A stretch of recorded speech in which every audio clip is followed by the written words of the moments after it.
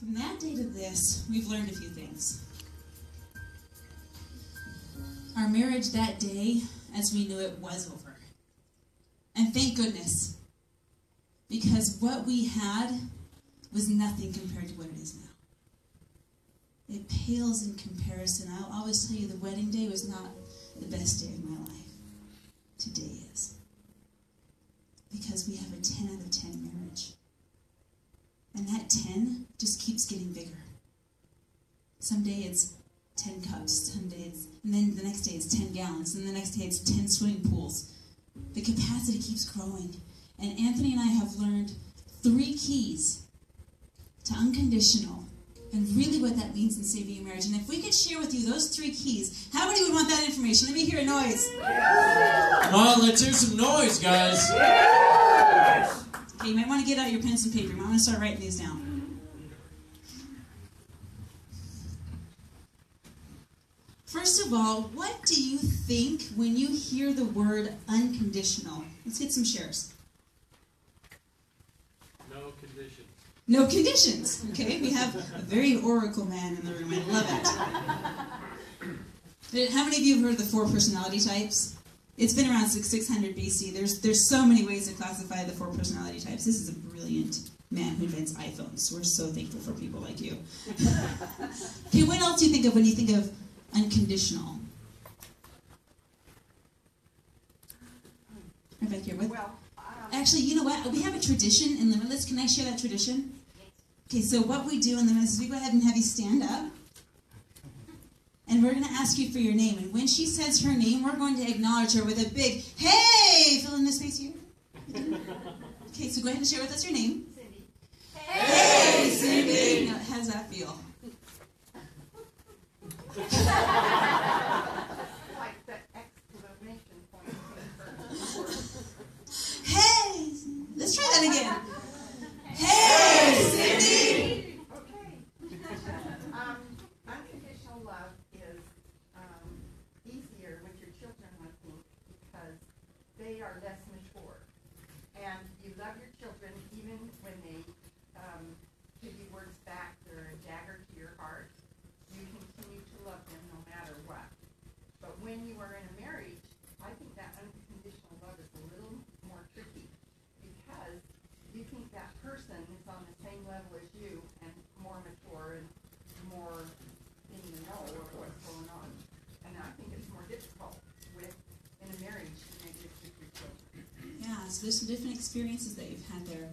But with your kids, it's no matter what. Right? So love no matter what. Let's get a couple more. What do you think of when you hear the term unconditional? Go ahead and give us your name. Jennifer. Hey, Jennifer! So to me, unconditional, it's loving without expecting anything in return. Loving without expectation. Excellent. I love that. For me, that's what it means. And the summary of everything I've heard is no strings attached. Regardless of circumstance, regardless of time, regardless of distance, regardless of expectations, so there's no expectation, right? So there's 3 keys to this. The first key is choice. Is what? Choice. The first key is choice. When we were in that dark, dark, dark place, after that moment, we got up and we just went our separate ways physically, so we were out of each other's space, and I got on the phone because I knew I didn't want to live this way forever. I mean, who gets married expecting to have that experience, right? Nobody. No one gets married expecting to have their marriage on the line. So I get on the phone and I called a mentor and I asked for help. I did what? Help. Ask for help. Because I knew that I didn't want that to be my future. And here's what my mentor said to me. After I finished spewing into the phone, I'm sure he was like... I went on for a long time. And finally, when I was done, just emptying everything out, he said, Marianne, what do you want? And I said, what do you mean, what do I want? I want my fairy tale back. I want my marriage back. And he said, no, Marianne, you're not getting it. What do you want to feel right now? And it took me aback. because he expanded this time that I didn't know existed between stimulus and response. Between what? Yeah, between stimulus and response. And he said, okay, let's take a look at what we're creating here. And when he said, Marianne, what do you want? Emotions do not happen to you. You select them. I'll say that again. Emotions do not happen to you. You select them.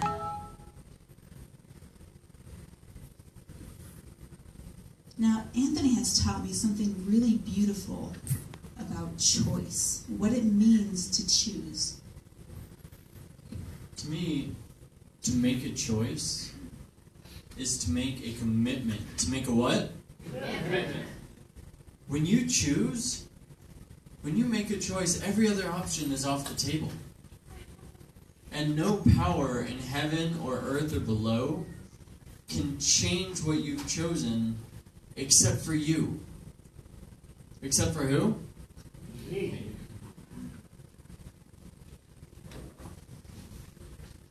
There's a story of the Vikings who went to war. Has anyone ever seen How to Train Your Dragon before? If you haven't, go watch it. It's brilliant. So they go to fight the dragon, right? They go to slay the dragon. And this Viking story, not just in How to Train Your Dragon, but in real life, there's this story about how they sailed their ships to war, and then they set fire to their ships because they made a choice, a decision, and they have cut off all other alternatives. So making the choice to choose. Earlier today, we heard about evidence. We heard about evidence that comes up whenever we make a choice. It is no harder to choose what you want than it is what you don't want. Because you're constantly at choice. And you're constantly collecting evidence. Has anyone ever bought a new car before, or at least new to them? Raise your hands. Okay, what happened after you got that car and started driving it? What did you see everywhere on the road? That same car! Why is that? Okay, you're more aware of it. What else? Why do you see that car everywhere? Everybody has the same taste as me. Right! Everyone saw that you bought that car and went out and bought one too, huh? Absolutely. Right? That happens all the time with me. Value in that car that I So here's what's going on in your brain. Let's switch gears for a little minute. Here's what's going on in your brain. Our brains love to be proven right. Whenever we make a decision, we just want to know that we're right. So when we're on that road and we're driving around, our brain is collecting evidence to prove that we made a good decision. So the more of that same car it sees, the more it validates that decision that we made. The same is true for every choice that you make. So when we heard the story earlier today about my wife doesn't like me, your brain's looking for evidence, and it collected it faster and faster, didn't it? So when we're making a decision, we just get to choose what that looks like, and then our brain will say, okay, I guess this is new programming. So it's no easier or harder to choose what it is you do want than it is what you don't want. Which brings me to the second key. Ready for number 2? Okay. The second key is investment. It's what? Investment.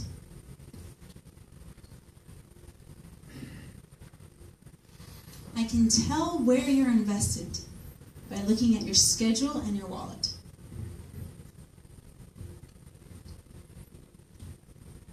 And I can also tell where you're invested by how you spend your energy. I can tell what your life is going to look like in 6 weeks by listening to the music that you're listening to. When Anthony and I decided that our marriage came first, we invested. We invested big time. We put every last dime that we had on the line. We created time to invest in just us because we were stepping all in and burning all other options. And what that looked like is, when we made the choice to remain married, when I manned up and made the choice to keep this amazing bride of mine and my family and actually work towards it, do you think I knew what I was doing?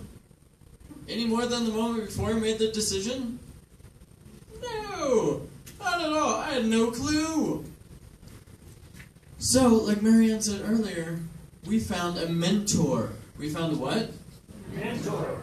We found someone who had 10 times the marriage relationship we thought we wanted. And we invested money. We invested a lot of money.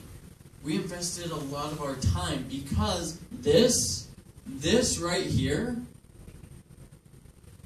is more important to me than anything else in heaven and earth. Because when it comes right down to it, if I were to lose everything else in heaven and on earth, what would I still have? You. And so we found coaches, we found mentors, we started studying, we started training, making more choices to get us where we wanted to be, which is a 10 out of 10 marriage. Where we can look at each other. And we don't have arguments anymore. I know that's hard to believe as a married couple to never have arguments, but we chose very early on in this healing process a bottom line. We chose a what? Who knows what a bottom line is? Yeah, wait. Oh, line on the bottom. Another oracle. Excellent, Troy. What? Before I tell you what our bottom line is, what do you think of when you think of a bottom line? Can't go any lower. Who else? Completely non-negotiable. Who else? What do you think of? Let's get one more. What do you think of when you think of bottom line? A foundation. Oh, I love that, Amy. A foundation. Marianne and I decided on a foundation that no matter what happens, no matter how we feel towards each other, no matter what the world is throwing against us, no matter who's gossiping or what darts they're throwing, we have a foundation, we have a bottom line. I'm sorry, what were you saying? I was like totally distracted by you. Bottom line. I'm just like, wow, you're so dreamy.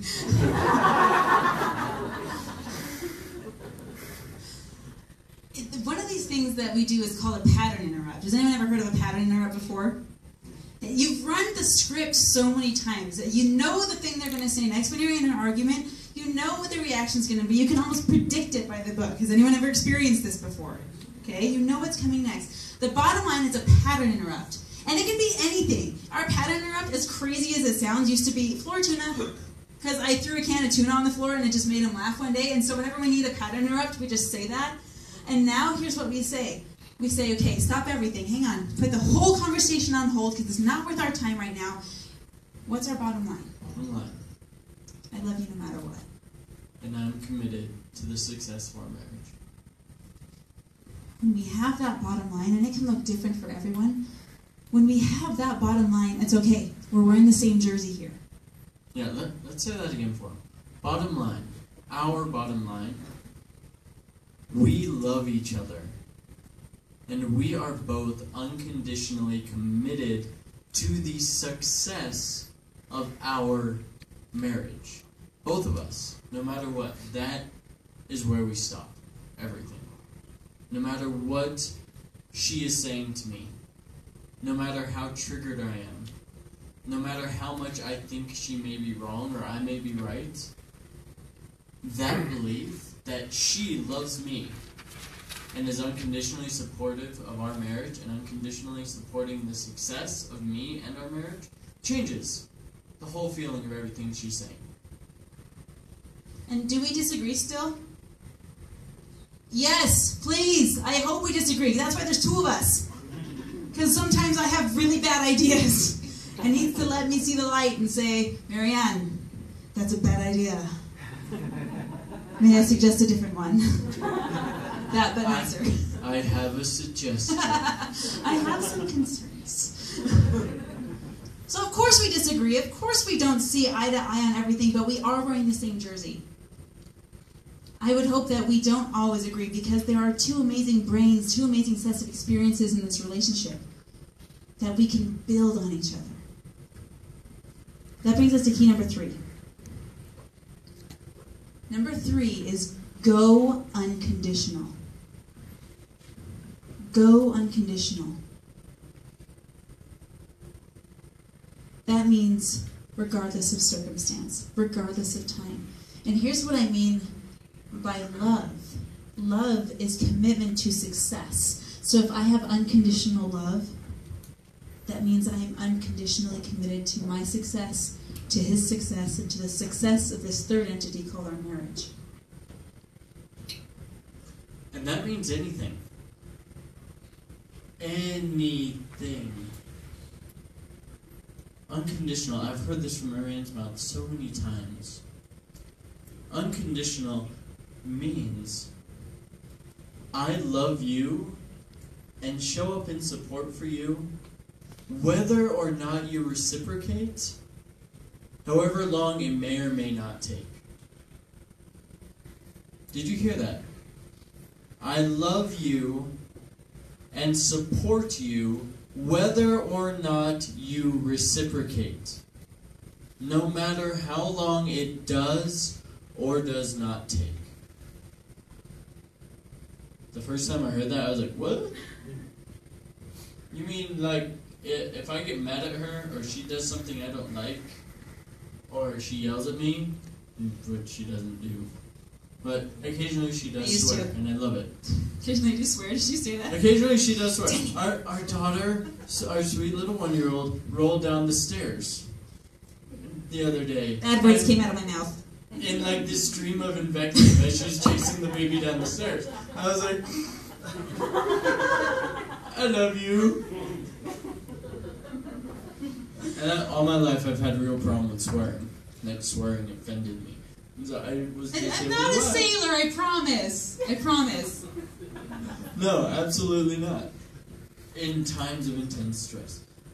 And so, and what that means is, for me, that this problem I spoke of earlier, something I've dealt with, an addiction from the time I was a small child. Over 13 years of marriage, you think that popped up? You think problems with addiction popped up between us? And in the healing process, do you think they might sometimes still pop up? What this means for me is, because Marianne has chosen into our marriage, because she invests her time and her money in her connection with me, and she has chosen to be unconditional in her love and support for me, at any time, with anything, you can say, honey, this is what happened. I really, really messed up. And I'm sorry. And I can do the same thing. I can say, you know what? I messed up. And I know it. Can you help me? Can you be my coach? Oh my gosh, I love being married to my coach. And my best friend. And my best friend.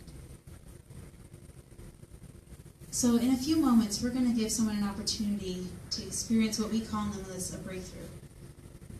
And we're looking for someone who has what we call limiting beliefs. Limiting beliefs is any belief that keeps you from your greatness. Any belief that sounds like, well, let's just get some examples. What are some beliefs that you've heard that could hold you back from commitment? What are some limiting beliefs around commitment, being 100% committed?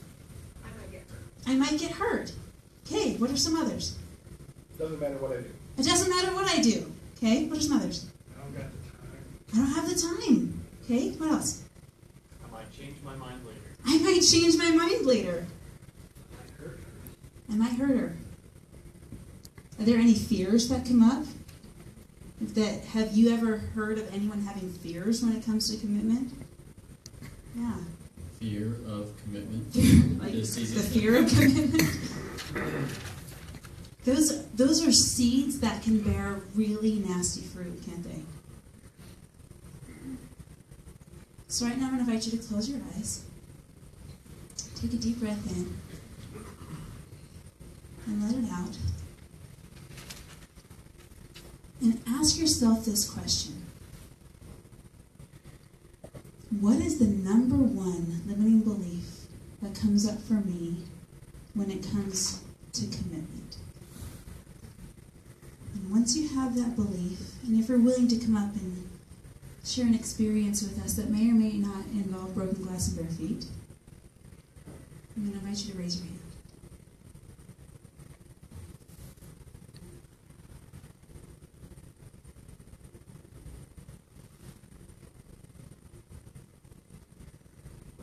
I'll give you 10 more seconds.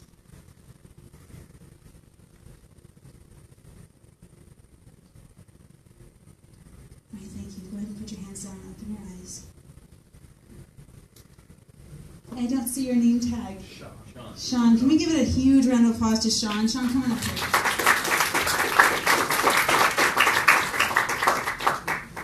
I'm just going to have you stand right here for me. So, Sean, would you mind sharing what came up for you?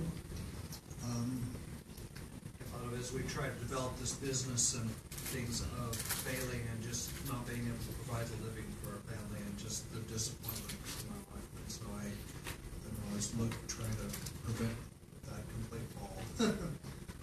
So if you could sum it up in one phrase, what would the limiting belief be for you? That I'm going to fail and not have things financially secure for them. So failure. Did anyone relate to the fear of failure? Raise your hand. Okay, look around. Look how many people are within this. Yeah. How does that show up for you? Not sleeping. Okay, so it shows up in your health? Yeah. Does it show up in other ways? I don't think as clearly because I'm tired. Okay, so it affects your personal power by not being able to Exactly. compute things? Yeah. And I get so focused on going over and over things where otherwise you can find a solution and you go on. Yes. And what will happen 5 years from now if this continues to be a belief that has space in your mind? Maybe like the last 5 years, I wouldn't have gone where I want to be. Yeah, except you have 10 years of it instead of 5, right? Right. And time is a resource that we can't get more of. If we lose money, we can get more money. If we lose health, we can get that back. If we lose time, unless anyone's found a time machine, I don't see any hands up, that's something we can't get back. So right now I'm going to invite you to close your eyes. What's the first memory that comes to mind when you think of this fear of failure? When I was 6 or 7. What's going on in this memory? I was left in charge of all the kids at the house. Well, parents were out working. Had to do the shopping and things for it. I was going to get something done. I was responsible for how angry I would be. So you're 7 years old and you're left in charge, basically. Yeah, I got 2 other kids that have to watch and do the ironing and do some of the meals for by the time my parents get home. And if they got home and that wasn't done, what would happen? That would come and start hitting somebody. Yeah. So there's a real fear there. And sometimes there's perceived trauma and sometimes there's real trauma. And they can affect you the same way. And so this fear, maybe to a 7-year-old, it's a real life is on the line fear. And so I'm going to invite you to go back to that moment. Go back to that 7-year-old. And feel that fear, that heavy responsibility. More than a 7-year-old that I've ever heard can handle. And be happy at the same time. What was it you decided about yourself in that moment? I was a lot tougher than I thought I could be to do it all. I could do it. I was responsible enough to do the shopping And yet, it still shows up. This fear still shows up. Okay, so the decision you made about yourself was that you couldn't do it? Yeah. Can't do it all. Take care of it all. And how, since you were 7, it's been a couple of years, how, since you were 7, has that shown up for you? This idea that you can't do it? All my life, with my kids and my wife, I've just on edge to make sure everything's taken care of. Complete that, you know, if I fail, there's this trouble coming. So this sword over your head at all times, proverbially speaking, of trouble coming if I don't. Yeah. Now, let me ask you something. Is this a belief that you'd like to shift in your life? Oh, yes. Okay, so I'm going to invite you to open your eyes. What is a belief that would serve you better? Rather than, I can't do it. What is a belief that would serve you better? That I can't do it. You can't do it. Let's get some more ideas. What are some ideas? A new belief that would serve you better. I can succeed. Or maybe, I succeed. I am successful. I am successful. I live in intuition and I trust the process. I live in intuition and I trust the process. Let's get a couple more. I'm strong. I'm strong. Do any of those resonate with you? Which one would be the best one for you in this moment? Like the intuition and strong that I can really trust. Trust my father, but it's not going to let me fail doing this or not let me completely fail. So let's write that in one phrase for your new belief. What would that look like in your words? I totally put all my trust in the Heavenly Father, that He's not going to let me completely fall, that I will live through it. I can. Let's try on this. I trust and I succeed. I trust and I succeed. How does that feel? Warm. Does it feel better than the other one that wasn't working for Yeah. you? I mean, the other one was shaky and scary. Yeah. Well, there's a reason for that because lies often don't hold up. Yeah. So let's go back. Go ahead and close your eyes. Back to that 7-year-old. Now you've got a life preserver with you. Who is a person that 7-year-old trusts that can show up for him right now? My wife would be. Okay, so imagine you're 7 years old and your sweet wife is there. And she knows your entire timeline. She knows how this belief is going to show up for you from now on. And she wants something better for you. And she shows up as her highest and best self to that 7-year-old. What happens next? She helps me when I'm about to forget what I need to do and reminds me of all the things that I need to get done so I don't have to panic about those things. Yeah. And what are the words that she shares with you? It's okay. It's okay. We're in this together. And how does that feel? And if this 7-year-old boy could go and do anything that he wanted, regardless of time, money, circumstance, geography, anything, with this wonderful angel that showed up for him, what would he want to go do? Watch. Bring people to retreats. A 7-year-old wants to conduct retreats? That's an amazing 7-year-old. I was thinking of the future. What does a 7-year-old want to go do? How does he want to celebrate?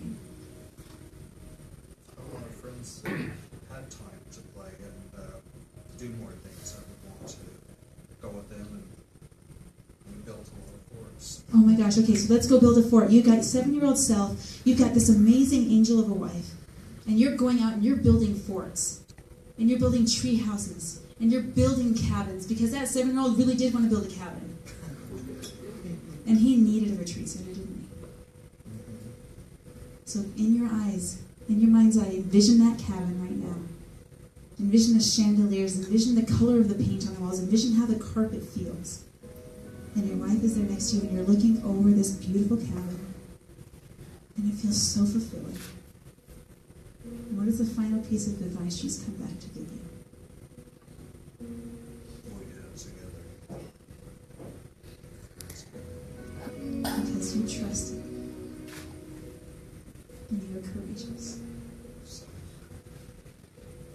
So with that energy, bring all of that yumminess from that time back to this. Just healing through all of the years.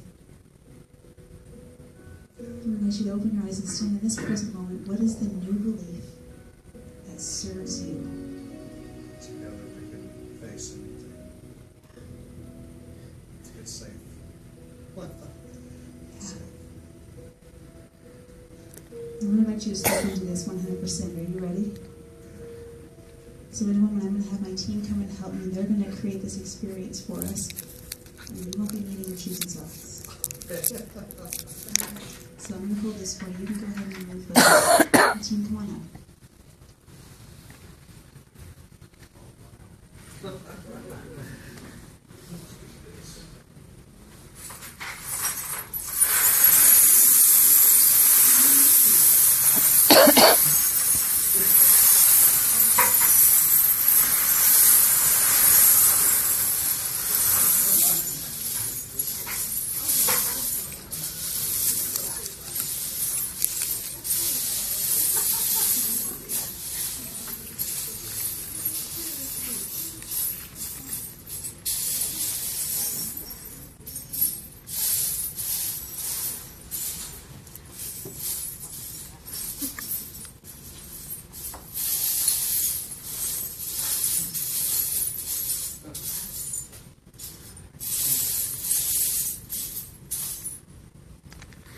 You're standing This looks scary. So I'm going to give this to you. What's going through your mind right now? Remind me of when I used to have dead bees all over the warehouse and had it on avoid stingers. Is that, what? Tell me what you're holding there. Is that real glass? I wouldn't know. So we've got a choice before us, don't we? Yeah. So I will tell you that if you choose to cross this glass, you are totally a choice in doing so. And there is a wonderful experience possible here for you. I will also tell you that the glass is sharp, and there's a possibility that you could cut your feet. I will also tell you that there's a possibility you won't cut your feet, and that your feet will remain completely whole. Who's determining what kind of outcome you experience? Yeah. And what kind of outcome would you like to experience? No guts. So let me tell you something really fascinating about how the human brain works. The human brain is like Google. So if you type into Google, "Don't show me pictures of cats," what's it going to show you? Pictures of cats. An endless stream of them. Okay? I know because I contributed some. So our brains work the same way. So if we're telling our brains, "Don't get cut, don't get cut, don't get cut," it doesn't have a picture for no. So what is our brain looking for? Cut, cut, cut. So what would be an outcome that would serve you? Not getting cut. See my wife's face over there, not me hurting. So rather than saying not getting cut, because that's telling our brain what to look for, because there's no picture for no, right? Even if the no smoking sign is a picture of a cigarette with a line through it, right? So if we're going to say, "I don't get cut," we might be better served if we said something like, "I cross the glass and my feet remain completely white." Try that on. See what you think. I can cross this glass and my feet are whole. Now let's drop the can and put it in present tense. I will cross this glass and my feet will be whole. Now let's drop the will and put it in present tense. Cross this glass and my feet Now who's going to do it? So try this on. I cross this glass and my feet remain whole. Right now. Yeah, just go up by where the photographer So before you, isn't it amazing how powerful words are? you know. I read somewhere in a book that's hundreds of years old that said, "By the power of words, worlds were and are created." Our words are very powerful things, and you know that. Yeah. So I'm going to invite you to step up to the glass. And what we're going to do is we're going to have you say your name. And then you're going to declare your new intention. And as you cross the glass, there'll be a steadying hand for you. And as you come to the other side, We've got Jamie here who's going to wipe the bottoms of your feet so you don't take home any souvenirs. Okay. And we've got your wife on the other side ready to receive you. I can do this. How about I do this? So go ahead and state your name and your new belief. I would cross this glass without hurting my feet. And my feet remain whole. And my feet remain whole. And what's your new belief about the power of trusting yourself? That breakthrough you just had about that little boy who's 7 years old, the boy who trusts himself and he has courage. What is your new belief? I can do it with my wife's help. How about I do it with my wife's help? I do it with my wife's help. So my name is Sean, and I do it with my wife's help.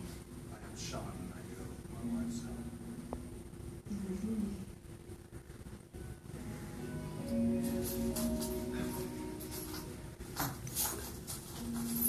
I want you to stop right there. Feel the glass beneath you. Oh, yes. It's okay, though. It's okay.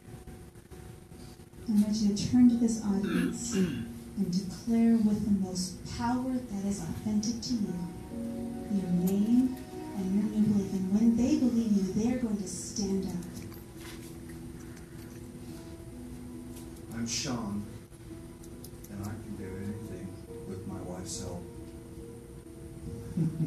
That's sweet of her. My feet are okay. We can attack it together. We can do this together. Anything we put our minds to.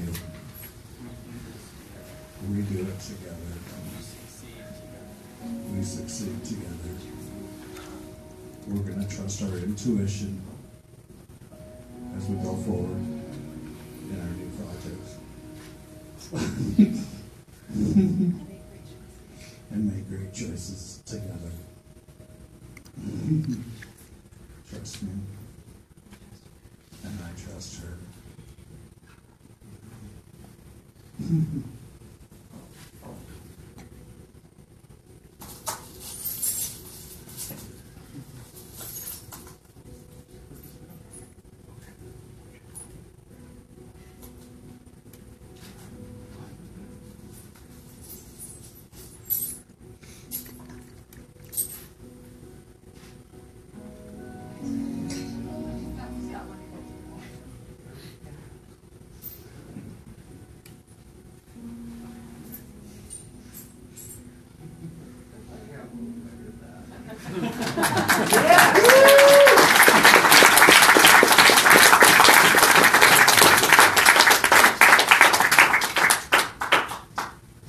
Let's hear it for Sean. Oh my gosh.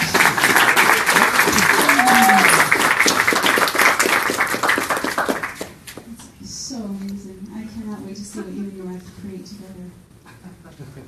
Thank you. In that moment, we're going to open up the glass to any one of you who would like to take the opportunity to cross it. So one more time, I'm going to have you close your eyes. Think of the limiting belief that came up for you. And before you approach the glass, I'm going to invite you to step into a new belief. When you have that new belief, go ahead and raise your hand. What is the new belief that will serve you better? Go ahead and open your eyes. Raise your hand if you have that new belief that you'd like to share. Troy.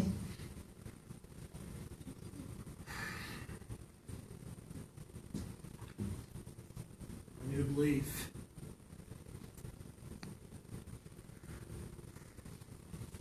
That I have courage. I have love for myself. Excellent. To forgive myself. You go ahead and turn to the person next to you and share with them the new belief that will serve you moving forward.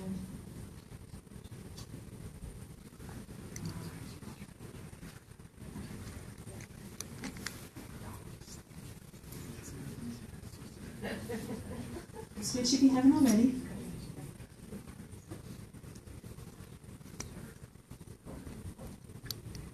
And stop.